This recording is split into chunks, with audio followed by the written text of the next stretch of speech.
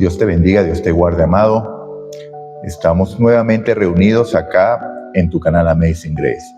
Les recuerdo que estamos estudiando ya la lección número 8. Ya ha pasado las 2/3 partes del folleto, ¿okay? Ya van quedando solamente, casi las 2/3 partes, van quedando solamente 5 lecciones más. Y bueno, mis amados, vamos a aprender. La lección de esta semana es especialmente, prestemos especial interés en ella, porque el título es la permanencia de Cristo. ¿Okay? Lección número 8, la preeminencia de Cristo. Les recuerdo, la lección o el folleto es Uniendo el cielo y la tierra. Hoy vamos a estudiar la lección para el día domingo 15 de febrero y vamos a orar para poder dar inicio a la lección. Padre nuestro que estás en los cielos, toda la honra, la gloria, la alabanza es solamente para ti. Aquí estamos, oh Padre, delante de ti agradecidos por tu amor, por tu bondad, por tu misericordia, por el cuidado que has tenido para con nosotros. Gracias te damos, oh Dios, en esta nueva semana que está iniciando el día de hoy. Clamamos para que tu Santo Espíritu nos tome enteramente y así como nos has cuidado hasta hoy, nos cuidaste la semana pasada, cuidarnos también en esta. Nos ponemos en tus manos para que tú hagas conforme a tu voluntad con cada uno de nosotros. Guíanos siempre, oh Dios, oración que hemos hecho en el poder y en el nombre de Jesús. Amén y amén. La lección para el día de hoy tiene por título La imagen del Dios invisible. ¿Qué es la imagen?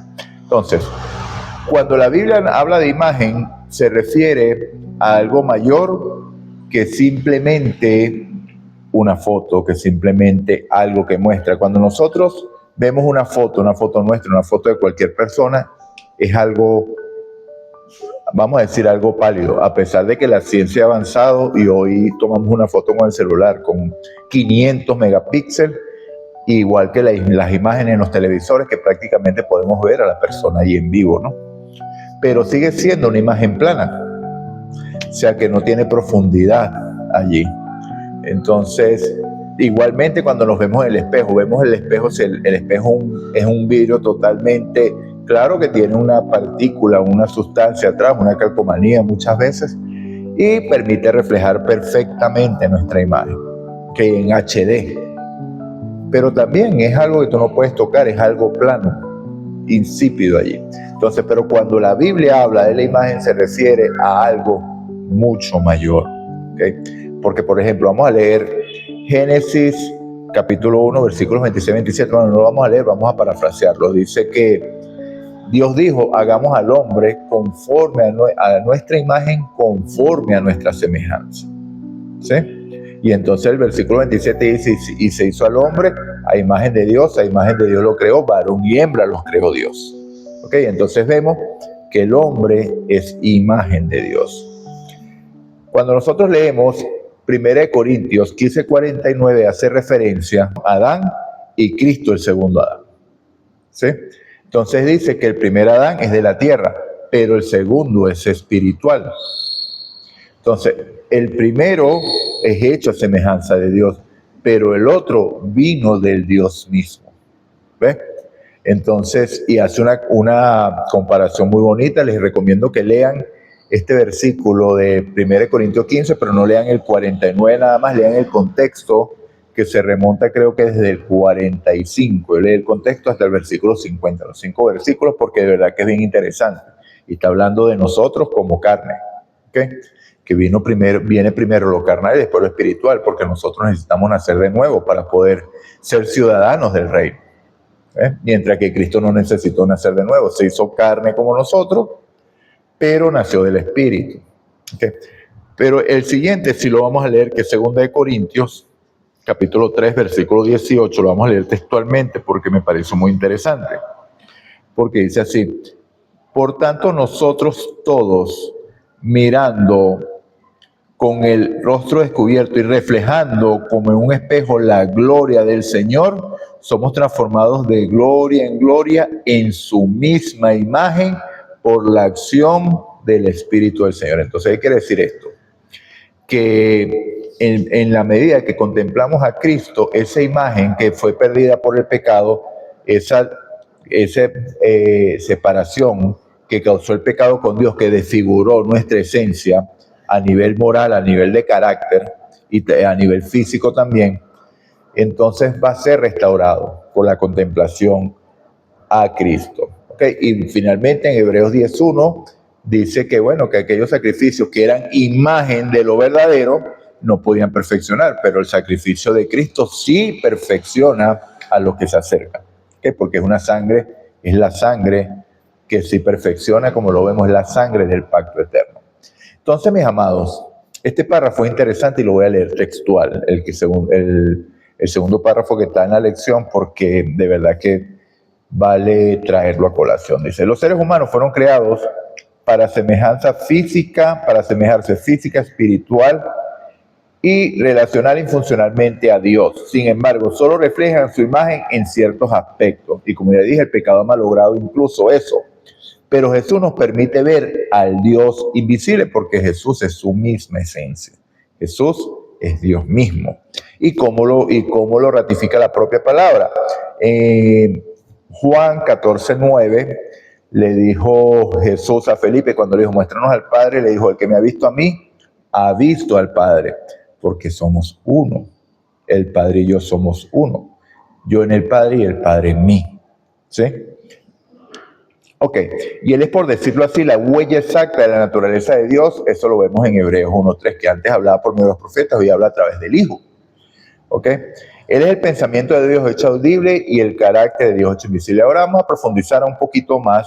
Vamos a leer Juan capítulo 1, que no podemos dejar de leerlo. Vamos a leer los versículos 1, 2, el 14 y el versículo 18. Y dice así, en el principio era el Verbo, y el Verbo estaba con Dios y el Verbo era Dios. Ya hemos enseñado acá en Amazing Grace que la palabra griega que dice en principio era el logos y el logos es la palabra. ¿Por qué se traduce en verbo? Porque la palabra de Dios es acción. Cuando Dios habla, sucede algo. Entonces por eso el principio era el verbo en todo el sentido de la palabra. O sea, porque Dios tiene un carácter o tiene una característica primordial que es creador. El creador de todo lo que vemos, como vimos en el versículo para memorizar de ayer, de Colosenses 1, 15 al 17, que Él crearon todas las cosas, las que vemos y las que no vemos. ¿Okay? Entonces, en el principio era el Verbo, y el Verbo estaba con Dios, y el Verbo era Dios. Más claro, imposible. Este estaba en el principio con Dios, o sea, desde siempre ha estado con Dios. Ahora el 14, un verso muy conocido, y el Verbo se hizo carne y habitó entre nosotros, lleno de gracia y de verdad. Vimos su gloria, gloria como del unigénito del Padre. Aquí es donde algunos entran en confusión, porque dice unigénito hace el primer hijo, la primera creación. ¿Okay? Finalmente el versículo 18 dice, a Dios nadie lo ha visto jamás. El unigénito Hijo, el que está en el seno del Padre, Él lo ha dado a conocer. Entonces, por medio de Cristo, conocemos al Padre, conocemos el carácter del Padre, podríamos decir la forma del Padre, porque recuerden que la hermana Guay le preguntó a Jesús que si el Padre también tenía un cuerpo como Él. Y Jesús le dijo, lo tiene, pero no lo puedes ver ahora. ¿Okay? Entonces, la imagen tal cual de Dios enteramente nadie la ha visto jamás, pero Cristo lo ha revelado. Porque ¿qué es lo más importante que ha revelado Cristo del Padre? Su carácter. Y entonces esto quita toda duda de que el Dios del Antiguo Testamento era un Dios y el Dios del Nuevo Testamento es otro tipo de Dios. A mí me gusta el del Nuevo Testamento, a mí me agrada Jesús, pero el Dios del Antiguo Testamento es muy severo. El que me ha visto a mí ha visto al Padre, dijo Jesús. O sea, el que ha desfigurado el carácter de Dios es el hombre.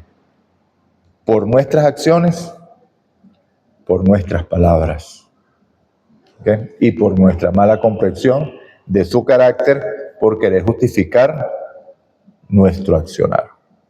¿Ok? Entonces, vean las características que conseguimos en la Biblia con Jesús. Jesús dijo en varias partes, hasta ahora mi Padre trabaja y yo trabajo. Yo y el Padre somos uno, como ya lo dije, eso lo vemos en Juan 10:30. Nadie viene al Padre sino por mí, en Juan 14:6. Pero también Jesús utilizó en varias partes la forma en que Dios se reveló en el Antiguo Testamento.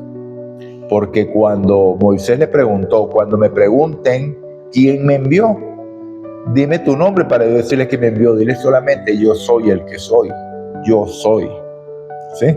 Entonces vemos que Jesús se identificó como yo soy en varias oportunidades en la Biblia. Yo soy el pan de vida, yo soy el agua de vida, yo soy la luz del mundo, yo soy el buen pastor, yo soy la resurrección y la vida, yo soy en el Padre y el Padre en mí, como dije, y antes que Abraham fuera, yo soy. Ese es el más maravilloso. Y también a la mujer samaritana. Dicen que viene el Cristo, yo soy, le dijo. Entonces ella entendió perfectamente y de ahí se fue inmediatamente a hacer la obra misionera porque tuvo un encuentro con Dios, con el Mesías. Entonces, una pregunta única hecha por mí. Cuando la Biblia se refiere a imagen, ¿a qué se refiere? ¿O a qué hace referencia?